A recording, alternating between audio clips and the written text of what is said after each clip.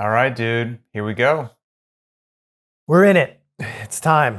I'm ready. Bold with the green flannel. Bold with the green flannel. Yeah, dude. Weather has turned. It's rainy, ugly. Fall is officially here. I'm sure in your neck of the woods, it's probably the same. Yeah, And man, my same, dog is same. being super demanding right now. You probably can't see it on camera, but he's right up in me. He's a big boy too, so he's wrestling his way in. So My see. my dog just wanted in. He's laying on the floor over there. So if anybody hears like some weird labored breathing, it's not me. And if anyone's watching, these things in the background that I've taped to the wall, I can't take them down. They're pictures that my daughter has Ah. drawn of me and her, and they're not very complimentary to how I look. But it's all right. I've got some serious issues, but Beauty's it's in the all eye of good. the beholder, Pat.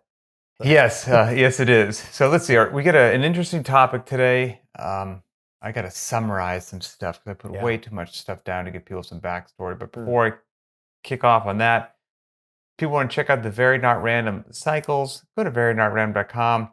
There's all kinds of different things under Get Your First, which are, I don't know, 6 to 8 week programs to get your first fill in the blank.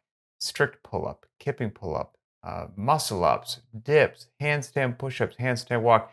And I actually just saw somebody post they just finished the Get Your First Toe to Bar, and they finished it, got their first toe to bar at 63 years old. Oh wow. That's pretty cool. That's super Yeah. cool, right? So it's almost like it works. Then Mm. there's some barbell stuff there as well. Everyone loves a good lift. There's some conditioning, 1.5 mile run. There's a 12-week course for running, biking, and rowing, jump rope, all kinds of good stuff. So check it out. And then on the gym owners side of the house, gym owners, you got a lot of stuff to do. And some of the big ones are workout tracking, gym management, and of course, billing. Well, now btwb has an all-in-one solution for that. So you don't need to have all these hodgepodge things trying to communicate. So that all-in-one solution, gym owners can find out about it at btwb.com. So check that out. Okay. Here is what it is. I'm going to switch screens here real quick. We got a question that got emailed to me from a VNR listener, watcher, enthusiast, Charles J. Charles says, Pat, by way of introduction, I'm Charles. I'm from Australia. I've been actively CrossFitting since 2010. So, wow, he has got a good 15 years under his belt. Did my first workout in 2007. Dudes at the gym. We were all in the Air Force getting fit and ready for commando selection. In that time, I had my fair share of injuries, etc. Worst being a labral tear to my right shoulder, which required surgery. I've also torn my ACL in my left knee. I've known for about 10 years. That's another story. We can tell at a different time. On, let's see, on to the medical advice. I'm yet to have surgery for that, and I'm using the squat and deadlift to keep my leg muscles strong enough to provide the required stability for my bad knee. He used a different word instead of bad, but I'm going to keep it today. He's a bad knee. I recently I recently listened to a podcast featuring some heavy hitters in the fitness and the aging slash longevity industry by the name of Jeff, I'm sorry if I pronounced his last name wrong, Cavalier, Mike Boyle, Gabriel Lyon, and Peter Attia. They mentioned they do not allow their patients slash clients to squat bilaterally or deadlift. I'm slightly older. I'm 44 years old. I have a terrible family history of Alzheimer's and dementia, so I'm on the warpath to avoid that poop like the plague. As such, I was disappointed to hear some of the finest uh, geriat- geriatrians, doctors, and geriatrics, doctors, and PTs across the Pacific say that the risk of injury for those lifts is not worth the reward. I should note that the above mentioned peeps have not blanket banned the back squat and deadlift outright. They just don't prescribe them to their adult patients or clients. If they're treating or coaching an athlete, which is defined as an adult earning income off of their chosen sport, that's how they define an athlete, and their sport has the requirement for the squat, well, then they will happily program that. An example they gave in the podcast was a young college athlete training for the NFL Combine. Your thoughts would be greatly appreciated. Love the VNR work. It's a ripper. It's a ripper, is what he said. Love it. So basically, people in the fitness industry, the longevity industry, which I hadn't heard the term before, but I'm sure it's accurate, who are far more credentialed than you and I, far more well known than you and I, um, are not big fans of squatting and deadlifting. And you may not need it, but I'll give the listeners or viewers a little bit more backstory. I did a bunch of backstory on that podcast episode and whatnot to let people know, and I'll oversimplify it. But basically, they're physical therapists. There's some longevity physicians, things like this is all there. These people's credentials. A board certified family physician specializing in muscle centric medicine, which I didn't even know. That's Dr. Gabriel Lyon. And the long and the short of it is, with reduced with like potential shear force on the spine, the loading that occurs at maximally for these lifts is so much greater than if you were just doing other exercises, that the risk is not worth the reward. um, that these exercises, you can get the overwhelming majority of bang for the buck without the potential injury by doing single leg deadlifts, Bulgarian split squats, and that these two-legged movements of the squat and the deadlift, it's most people have some sort of an imbalance, which they will then compensate for leaning or using more of one side than the other. You you compound that with how much load you can lift in these things, and then you're compensating under extreme load. That generally leads to not good things happening. And so, why even risk that? I'm going to give people these other protocols that will get them to the finish line and largely reduce, the potential risk of injury. That's the overall simplification that most of them seem to be on the general gist of. And there's a bit more than that, but that's a good place to start. Boy, there's a lot to unpack there, Pat. And sorry, I was a little distracted as we were going through this. My dog decided to Darn take this dog. opportunity to just destroy something in the corner there. So apologies if there's any loud clicking noises there. But anyway, I didn't hear it. You're good. yeah, right on. It's what's old is new again. I mean, this is the same conversation that's been being had for many, many years now. Either it's physicians that say squatting is bad or whatever, insert lift here that shouldn't be done. Or people with their own programs to sell and their own reputations to make as quote unquote online experts. I mean, let's not forget that everybody who's playing that social media game, to include us to some degree, is trying to sell you that their program is better than. And Mm-hmm. so to me, it's kind of like buyer beware in a lot of ways. I'm super skeptical of all of this stuff, especially now with so many people in the CrossFit community doing squats for so long in so many different populations and so many different expressions, that I think that if that injury rate was like really extreme, it would probably be emergent and you could probably point to it with a little bit more immediacy. And it always Mm-hmm. comes down to me, like at the risk of being reducto ad absurdum, is it a biomechanically sound movement? Yes or no? And if the answer is yes, then the rest is just application.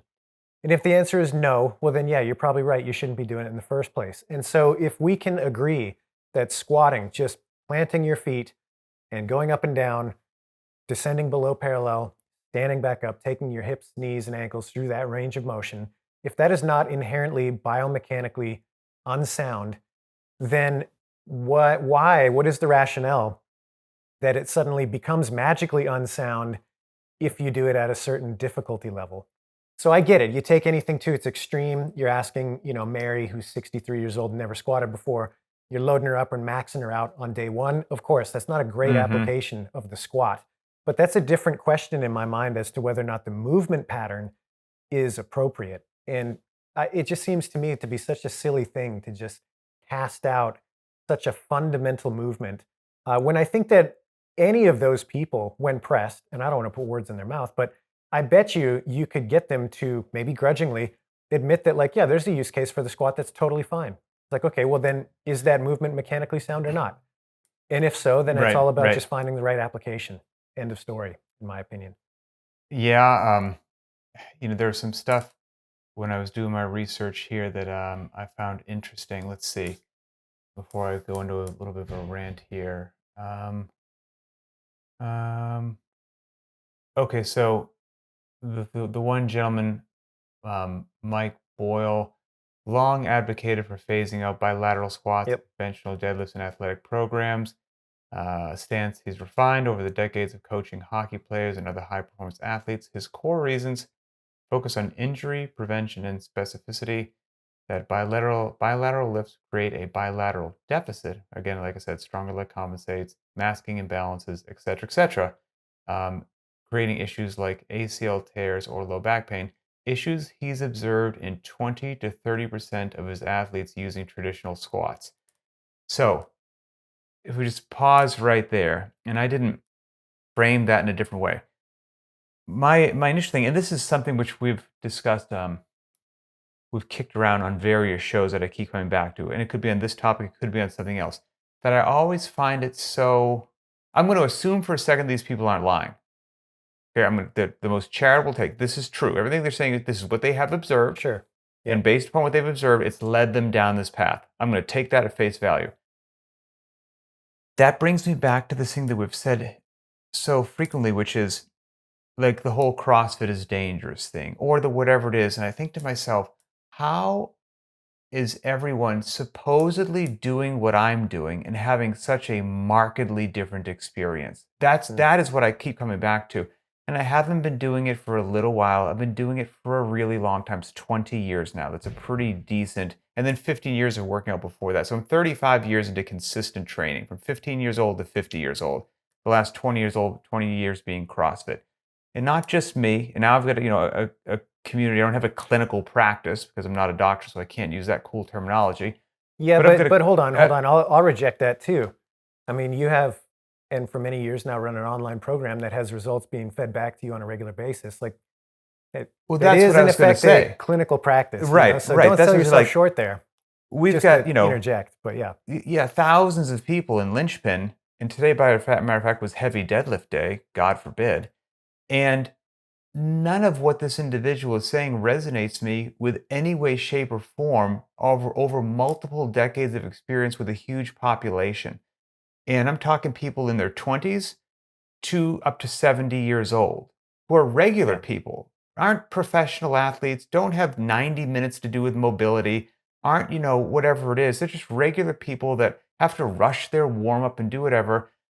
And again, I'm if I'm taking it at face value and believing it, this individual, again, far more credentialed than I am, letters after his name that I don't have, what in the world is going on that you're experiencing an injury rate of 20 to 30% of your population? 30% is 1 in 3 people are getting injured? If I was doing something that resulted in 30% of my community getting injured, that's amazing to me. And we're Well, squatting and deadlifting. So I think to myself, you guys were supposedly squatting and deadlifting, and 20 to 30% were being injured. We're what, squatting and and the deadlifting, claim is and that nothing there's like that's happening. So what's going on?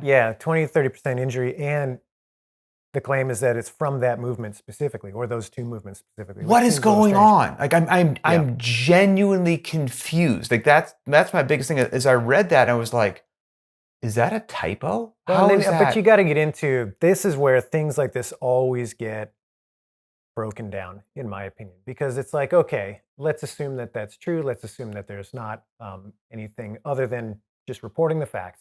All right, Mm-hmm. what does 20 to 30% injury mean? Does that mean I was experienced a lot of soreness? Does that mean I was tweaked? Does Mm-hmm. that mean I had to have surgery? There are Correct. various Correct. There's levels yeah, of yeah, quote yeah, unquote yeah. injury. And so, what's being reported and recorded under those numbers? What are we talking about when we're including that number? So, that's one thing. And then the other side is anytime people talk about, you know, dangerousness, let's call it risk. Mm-hmm. What has to be considered in any risk assessment is the opposite end of the coin. Driving is a great example. Driving is very, very deadly if applied poorly and done, to extreme. You go too fast, you're too inebriated, you're too unskilled, you will Sure. die driving. It's a fact.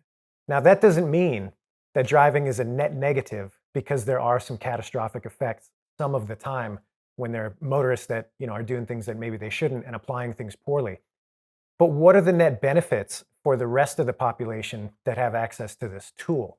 I think anybody that thinks about it for 5 minutes is going to be like, well, actually, it's a huge benefit, even though there are definitely some bad outcomes some of the time. You take a movement like squatting and you say, okay, 20% of the people get injured. Again, it seems high. I don't know what that means when we say injured. 20 to 30. Okay, well, what about the 80 to 70% on the other side? What benefit are they experiencing? And all I'm saying is that for any risk assessment, you have to consider that opposite end of things and say, okay, well, yeah, okay, maybe that 20% is getting hurt. Maybe it is. Maybe it's true. Mm-hmm. What benefit do the other 80 receive? How much quality of life is improved by them? How much fitness are they gaining by engaging with this activity that they may not have gained otherwise? And is that trade-off worth it? Man, That's the question to answer. And so that's why it's so difficult when we start talking about broad brushing sure. this movement is bad, because it's like, okay, yeah, bad for some people in some places, but what about the others and the benefit that they did receive? How much is I, that being weighted in your decision? yeah, and I feel like I'm missing some information. Mm, That's like what if this segment of athletes was training, and then this training led to this 20 to 30% reporting an injury from these movements. I would love to know, and this is what I don't know, what did that training look like? sure. Like, show me Yeah. 4 weeks of what everybody was doing, and maybe after seeing that, I'd be like, oh, well, cripes, yeah, of course. I mean, like, you're just crushing these people or whatever. You were asking for somebody to have something happen, or maybe be the opposite. I'd look at it and be totally mystified as to where this. But I would love to see, like, what did that happen? Unless you're just working with the walking wounded to start with. You go to these Sure. survivors from Omaha Beach, and you're just going to have them come in and just start putting them through 1 rep maxes every day. Yeah. Like, I don't know, but under normal circumstances, with a broad swath of the human population, nothing about that makes sense. And like I said, not to sound like a broken record, it just bends my mind when it is such a stark contrast. And I Yeah. and not even just with my community, like, I am this person that they're talking about with an imbalance. I got a fake hip. Okay, like, and I pulled 4x8 deadlifts today after like running a hard mile, which wasn't even programmed. I just wanted to see where I was at. And like, so it kind of started even at a deficit, and like it's just, it is what it is. And yes, do I have an imbalance? Yes, I do. I also, what I don't like about this general thing of potentially making the boogeyman out to be the squat and the deadlift is, and maybe this is an uncharitable take, but I'm going to be my unpolished way to say it. Make an assumption that the athlete's not an idiot. Like I can actually tell when I'm leaning to one side because I'm engaged in my training protocol, and then I stop or I lower the weight a little bit or I refocus on the next set until it feels better, and that's how I improve. I don't go, well, this is really difficult, so I just stop doing it. Like, painful is one thing. Difficult, I'm okay with difficult. And I'm okay with, I have to use my strength and conditioning IQ, my fitness IQ, and some degree of self restraint, autonomy, and I don't know, grown up intelligence to be like, well, today's not a PR day. This leg's doing something, this leg is like, and I'm going to make an informed decision to do whatever is appropriately challenging today. I'm going to listen to my body, make a good decision, and I'm going to train again tomorrow. I've been doing that for years with a significant injury. Everything's cool. I know tons of people do that. Everything's cool. And again, I don't know why all of a sudden in some other community, it seems to be impossible and lead to this like high injury rate. It is mystifying to me, and what makes me a little bit scared and nervous is, again, these again, I don't know these people, could have a cup of coffee, be wonderful people. I'm assuming that they're not lying, but they certainly have a huge reach, a lot more of a reach than we do. And it's almost like that show we did. Oh, it's escaping me now, but there was another like big time influencer that, like, again, for lack of a better way to say it, almost scared people away from sprinting, which is Sure. just a Yep. travesty. And now, like, man, if we're going to also potentially scare some folks away from squatting and deadlifting, that's a sad day in the strength and conditioning world, as far as I'm concerned. And it's also not all or nothing, right? Like, I Yeah. do a ton and I program a ton of unilateral work. unweighted lunges. I actually did front rack walking lunges yesterday. There's your unilateral work. We do reverse lunges. We do Bulgarian split squats. We do box step ups. Like there's all kinds of unilateral. And we front squat. And we back squat. And we did like it. The two can coexist together with developing actual intelligent athletes. And I just have not seen what is being reported here. I'm genuinely confused. Yeah, no, I agree. I think that, again, for a general group generally engaging with these movements, I just don't see it. Just like you, it would be one thing and way more palatable for me on a believability scale if the claim was closer to, hey, most people most of the time don't need to be approaching near maxes on their back squat. Something specific like that, I could be like, yeah, I probably agree with that. In fact, I'll go out on a limb and say, yeah, the average CrossFitter probably would be just fine if they never approached a max back squat ever again.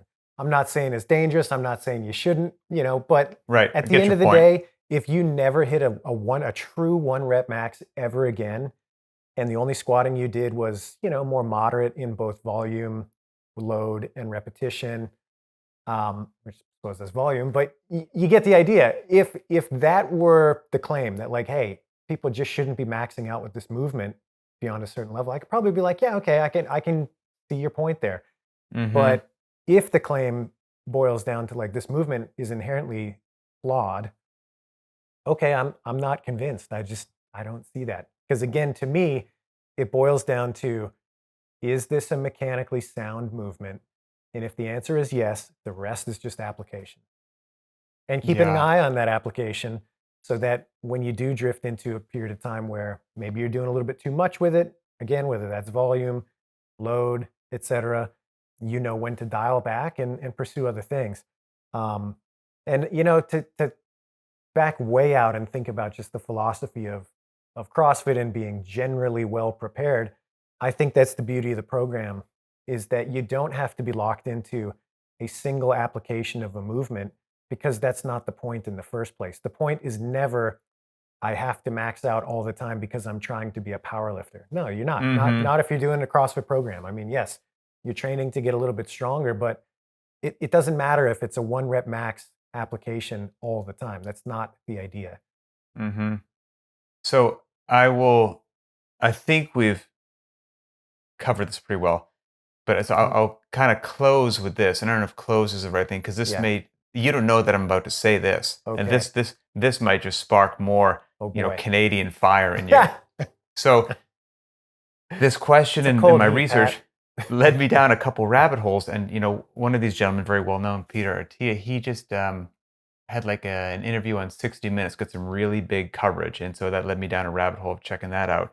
And he's got a program. It's called, I think it's called Medicine 3.0. It's his Medicine 3.0 approach.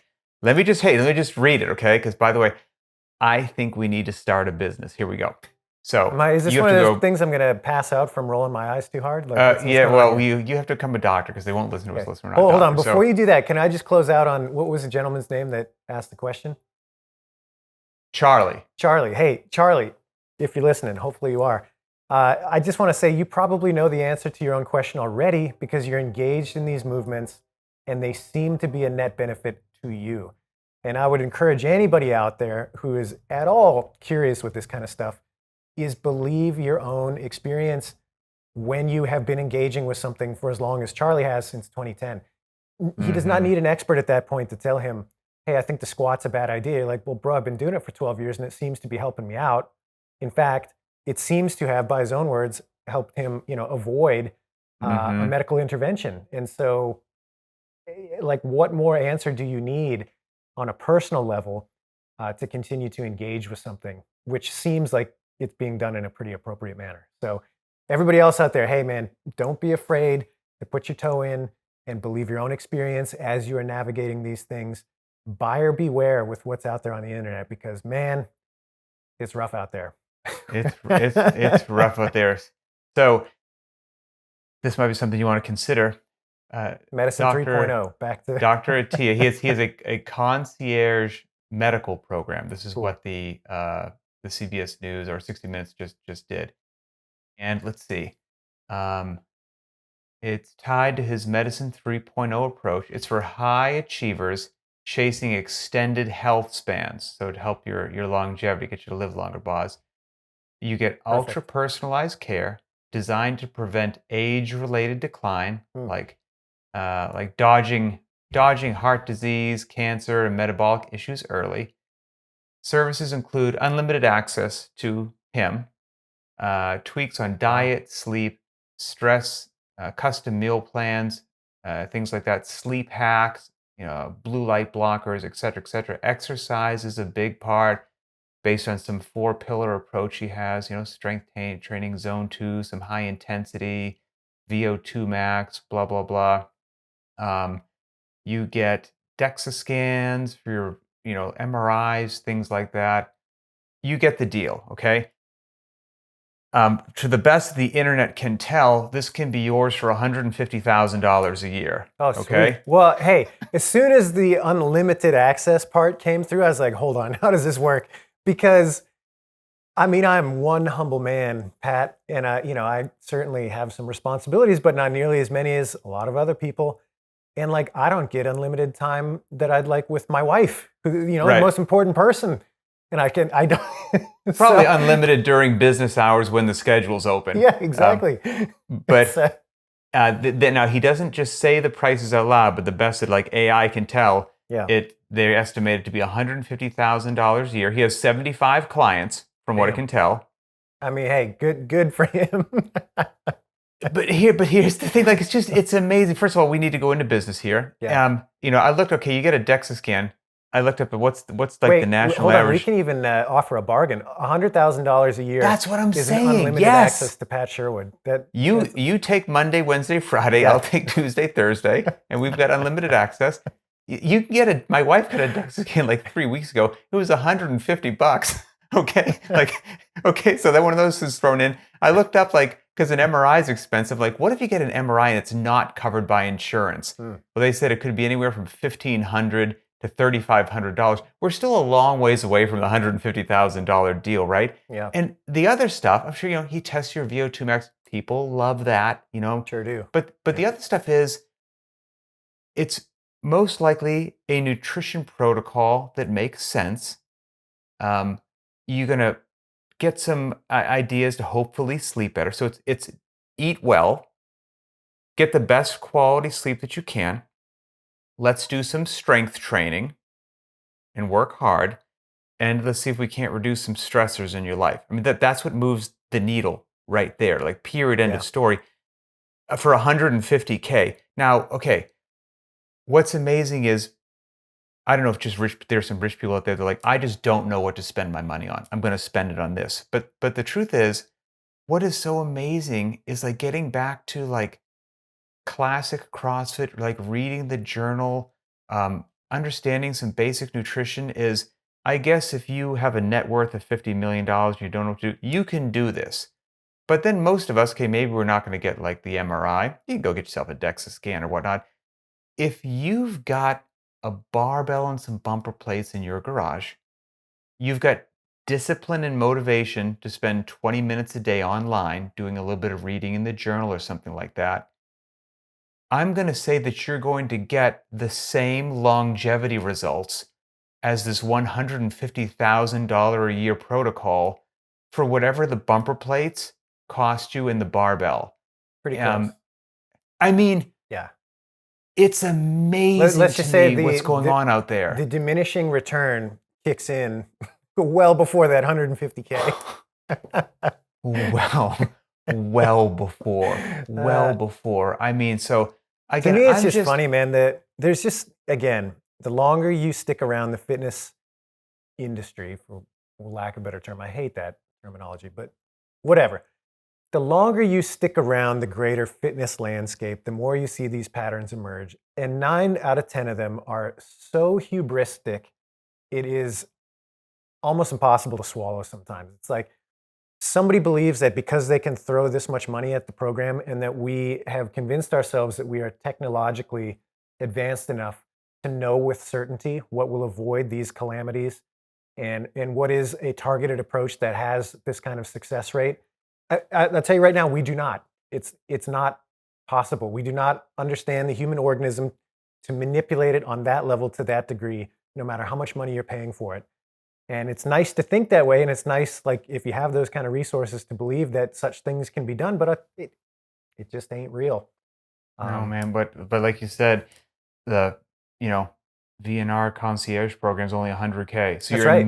you're immediately going to save $50,000 a year. You know what, Pat? I'm feeling generous. From now until Christmas, 75K a year. Christmas Like, sale, end that's of year right. Black Friday, Yeah. Black Friday sale. Oh, I mean, anyway. It's astonishing. It's Yeah. astonishing to me. So my 2 cents. Hey, you know, not fitness advice, whatever disclaimer. But I'm here to tell you what I'm going to do for as long as I can. I'm going to lift weights for as long as I can. I'm going to do functional movements for as long as I can. I'm going to bring as much intensity to the workouts that I can, as regularly as I can, but yet allowing myself to take my foot off the gas so that I can just, not just burn it down and never recover. I'm going to modulate that. I'm going to try to eat the best food that I can. I got 3 kids. I try to get as much sleep as I can. Life doesn't care. I'm going to try. And that's going to be the winning protocol, and I can do it. I can do that for like $15 a month, to be in all honesty. So, I Yeah. mean, a Yeah. little bit Yeah. of And knowledge and discipline go a really long way, everybody. yeah, man, I'm with you. And I go, man, I just keep coming back to, I wholeheartedly think it is worth people's time to develop skills in all areas of life, physically, Some emotionally, fitness whatever. autonomy. Yeah. And so, yeah, learn some of these basic movements. And then I also just kind of keep coming back to this idea of, like, okay, applied to the masses, is it an accessible thing to say, hey, you shouldn't be doing these movements, but what you should be doing is these programs that only I can teach, or that, you're going to The have to, gatekeepers. yeah, that you're going to have a hard time kind of figuring out. And, there's this difficult knowledge that is kind of obscured unless you pursue a certain person or whatever. Um, and I don't even know if that's happening in this case, frankly. But the point is that, like, okay, if we're thinking about application on a broad scale, how much more powerful is it that you can go out and learn these basic movements, and yet, even if you don't execute them flawlessly for a while, you struggle with them. The upside is so massive that it just seems to me, it's like, why would you not engage with this? You know what I mean? What's the alternative? That you don't have access to this program that's more nuanced and um, unable for you to kind of get on track with it and get running with it? How much good is that doing to the general population if that's the Mm-hmm. case? This is kind of not a super well articulated thought, but I think you get my drift. Mm-hmm. I just can't shake that the general application has to be at the forefront if we're talking about really making an impact on the average person's health, longevity, etc. If it's left up to anything other than that, I don't know, man. We're in trouble. I I can tell you what. Somehow, for the title of this podcast, I'm going to work in the $150,000 number. That's it. Fitness can be yours for 150K or Yeah. whatever it is. Can you Limited time can you put the offer. slash in there and then put 75 underneath? With a link below. Yeah. Uh, yeah, so great question, Charlie, that sparked that at least initiated me down a rabbit hole that was just very interesting, very illuminating. It is like I said, I'm giving my most charitable take in the world, but even in my most charitable take, it seems like I'm not, my lived experience and, not clinical practice, whatever what you want to call it, are in stark contrast to where this rabbit hole led me. And even after this rabbit hole journey, I have yet to experience or read or see anything that is going to change what I do when I walk in the gym tomorrow. And I will keep you posted, Charlie, if that changes. Yeah. So, Totally agree. Last thing I'll say is that despite, I've kind of fired up a little bit in this one, and it might seem like I am a staunch squatting zealot. And honestly, it ain't even about that. If somebody were to come to me and say, "Hey, I've been CrossFitting for 10 years, and you know what? It's just like, for whatever reason, my knee doesn't tolerate squatting very well anymore, and so I just don't really do it." I'd be like, "Okay, far out." Right. That's great. There's nothing wrong with that. And that's also the beautiful thing about a program like CrossFit is that there's so many other things to pursue that can help to fill in that void of not including that movement that at the end of the day, you're probably going to be fine anyway. So if you made it this far in the episode, don't take that, I'm staunchly like you have to squat or die type of situation. I'm just saying, hey, don't paint it with a broad brush. And that goes both directions. Yep. And just do your best to peel the onion back, and don't take anything that you or I say. Like, don't Yeah, believe either one of us. Don't believe these other sure. people because they got fancy names, letters behind their name. Like, you can do some digging, you can do some research, and if you've been working out for a really long time, I mean, we're talking north of 10 years. Your lived experience is actually pretty valid. Like, you've got Yep. a lot of reps. Your eyes aren't lying to you, and you can be like, "Man, I've been doing this a long time. That is doesn't make any sense at all." Or you know the deal. Or the opposite happens. You're like, "Yep, that totally rings true. See that all the time." Sure. You get that little hair in the back of your neck that stands up. So trust that. But okay, everybody, we appreciate you. We appreciate Charlie. If you've got ideas for new shows or whatnot, we want to hear from you. So you can go to what did I say? What YouTube channel? The BTWB YouTube channel. Find the Varied Not Random playlist. Find this show. Post your thoughts on this particular topic that we talked about today. We'll give you wiring instructions for the 150K.